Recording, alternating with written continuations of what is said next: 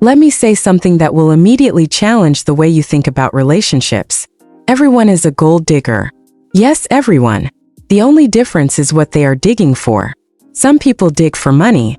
Some dig for validation. Some dig for comfort. Some dig for attention. So the real question is not, are you a gold digger? The real question is, what exactly are you settling for? Hello, queens. Welcome back to the Melanated It Girls channel, where we help you become your most powerful and intentional self through practical steps.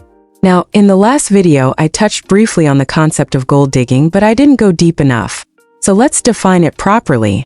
A gold digger is someone who enters relationships, whether romantic or even platonic, primarily for social, financial, or personal gain, rather than pure emotional connection. They leverage what they have: charm, beauty, intelligence, access, to receive something of value: money, opportunities, status, experiences. Now, hey race, where I want you to shift your thinking. Every single person enters relationships for gain. Men do it. Women do it. Everyone does it. Some men want beauty, peace, emotional support, and admiration. Some women want provision, security, access, and experiences. That is not manipulation. That is exchange. Relationships are not just about love. They are about alignment, value, and mutual benefit. So instead of demonizing the idea of gold digging, I want you to understand something deeper. The real issue is not wanting value. The real issue is having low standards for what you accept. In the previous video, we talked about how refusing the bare minimum raises your standards. But having high standards is not just about saying, I want more. It is an art. Because if you do it wrong, you either set unrealistic standards with no substance, or lower your standards out of fear, guilt, or insecurity. And neither of those leads to the life you want.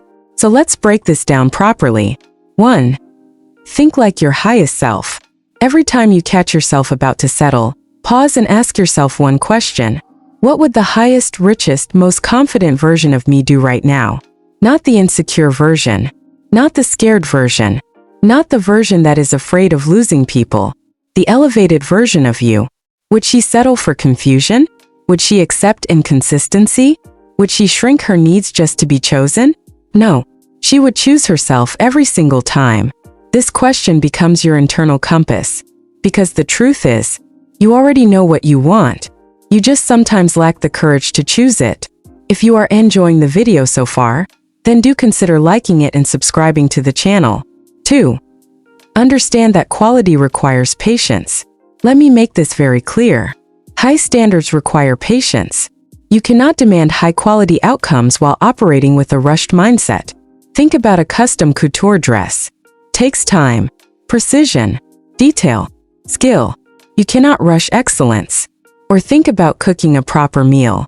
Some recipes require slow heat. If you increase the heat just to make it faster, you ruin the entire thing.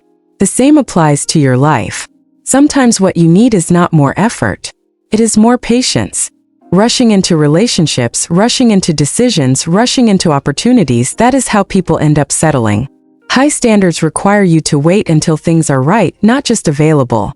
Because availability is not the same as alignment. 3. Be selectively selfish. Let's address something many women struggle with: being selfish. You have been taught that being selfish is wrong, that you should always consider others first, that you should compromise, adjust, and accommodate. But let me correct that. There are moments where being selfish is necessary.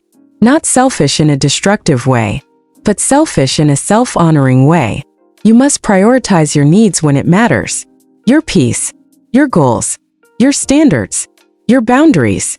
Because if you don't, people will prioritize themselves at your expense. And then you'll call it love, when it is actually neglect. Having standards means you are willing to choose yourself, even when it feels uncomfortable. 4. Do not settle from fear or insecurity. This is where most people fail. They don't settle because they want less. They settle because they are afraid.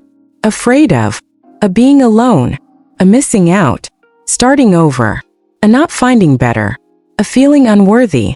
So they accept less than they desire. And then they try to convince themselves they are happy. But deep down they know the truth. Let me be very clear with you. You are worthy of what you desire. Your emotional labor is valuable. Your presence is valuable. Your beauty, your intelligence, your energy, these are all forms of currency. And in a healthy relationship, there is mutual exchange. Both people benefit. Both people receive value. Both people feel fulfilled. Anything less than that is imbalance. An imbalance always leads to resentment. A necessary reality check. Having standards will cost you. It will cost you certain relationships, certain opportunities, certain versions of yourself.